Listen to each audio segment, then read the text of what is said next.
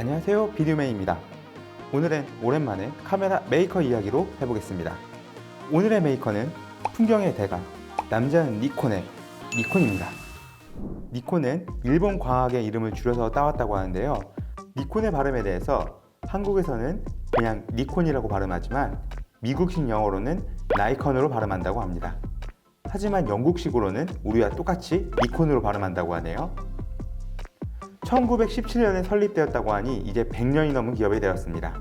그리고 확실하게 필름 SLR 시장을 지배했고 DSLR에서는 양대 산맥 중 하나였습니다. SLR 방식의 기술과 사진에서는 확실한 성능을 보장했던 니콘.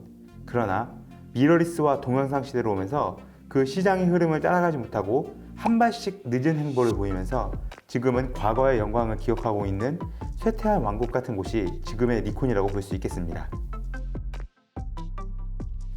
사실 니콘도 비디오 카메라를 안 만들어 본 건 아니었습니다. 1982년 니콘 S100이라는 자체 제작 비디오 카메라를 만든 후 소니의 핸디캠 모델을 이용한 8mm 테이프를 사용하는 캠코더 제품인 VN 시리즈를 다수 출시합니다.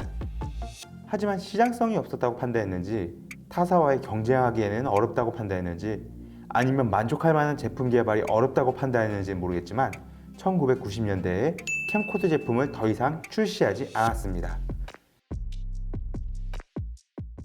그러다가 2008년 니콘은 대형 사고를 치게 되는데 바로 세계 최초 동영상 촬영 기능을 넣은 DSLR인 D90을 출시하게 됩니다. 사실 이것은 굉장히 혁명적인 일이었는데요. 당시에 많이 출시되고 있었던 일반적인 캠코더로는 촬영하기 어려운 그 피사계 심도가 낮은 아웃포커싱이 잘 된 화면들, 그리고 선의도가 높은 영상은 수많은 유저들에게 충격을 안겨주기 충분했습니다. 아쉽게도 뒤를 이어서 캐논의 5D 마크2가 동영상 기능을 추가해서 나오게 되고 5D 마크2에 비해서 상대적으로 동영상 스펙이 저조했던 D90은 세계 최초의 타이틀이 무색하게 묻히게 됩니다. 사실 이때 니콘이 캐논과 티격태격하고 있었던 DSLR 시장이었지만 이 동영상 기능 추가의 시기에 대응을 좀만 더 잘했다면 지금보다 훨씬 더 나은 시장 점유율이나 평가를 받을 수 있었지 않았을까 생각합니다. 지금은 모든 카메라 회사의 대다수가 미러리스 카메라를 주력 상품으로 판매하고 있는 시기입니다. 소니, 파나소닉이 미러리스 시스템으로 빠르게 시장을 선점했고 캐논도 R 시리즈와 M 시리즈로 성공적인 시스템 변화를 이뤄냈다고 볼 수 있습니다. 니콘도 지금은 Z 시리즈로 매우 괜찮은 미러리스 카메라를 만들어내고 있는데요. 이 Z 시리즈에 나오기 전 니콘에서 출시한 미러리스 시스템이 있었으니 니콘 원 시스템이었습니다. 다른 회사 카메라들이 미러리스 시스템으로 변화를 진행했던 시기에 맞춰 출시한 제품이었는데요. CX 포맷이라는 1인치 크기의 센서로 출시한 시스템이었습니다. 그런데 전에 소니 편에서 말씀드린 것처럼 작은 센서보다는 풀프레임처럼 대형 센서를 원하고 지향하던 유저들이 많았는데 마이크로 포서드보다 더 작은 1인치 센서의 카메라 시스템, 니콘의 미러리스 카메라를 기대하던 사람들 머리 위에 물음표를 띄우게 됩니다. 카메라의 소형화와 작은 센서 면적 전체를 활용한 위상차 시스템으로 고속 AF를 실현하는 점 등 작은 크기에서 여러가지 하이스펙을 넣었지만 이 작은 센서 규격으로 인해 시장에서 외면받게 됩니다. 그래도 지금은 Z 시스템을 출시하면서 드디어 수많은 유저들이 원했던 FX 미러리스 바디를 출시하고 동영상 기능이 강화된 기종을 출시하며 다시 한번 재기를 노리고 있다고 볼 수 있습니다. 비디오맨이 기억하고 있는 니콘의 강점을 위주로 이야기해본다면 우선 카메라 바디의 완성도입니다. 예전부터 니콘의 바디 완성도는 매우 높은 편으로 하드웨어로 고스펙인 경우가 많았고 거기에 조작성도 꽤 높은 수준이라고 생각합니다.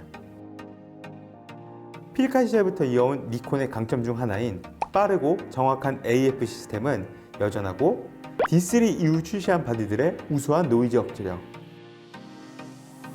과거에 호불호가 있었던 인물 색감은 지금은 많이 개선되었다고 생각합니다.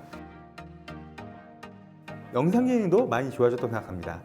N로그의 지원이나 10비트 영상의 촬영 지원, 그리고 외장 레코더에 연결 시 12비트 로우파를까지 촬영할 수 있는 고급 기능도 추가되었지만 사실 동영상으로서 확실한 활용이 조금 이렇다라고 말씀드리기 좀 어려운 부분이 있다고 생각합니다.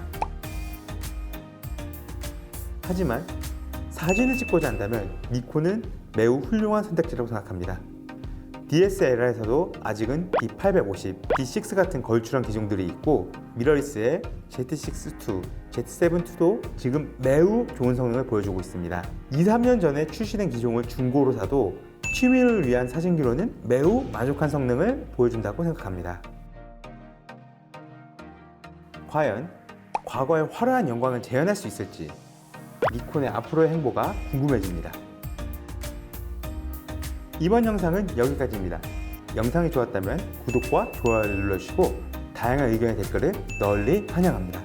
지금까지 비디오맨이었습니다.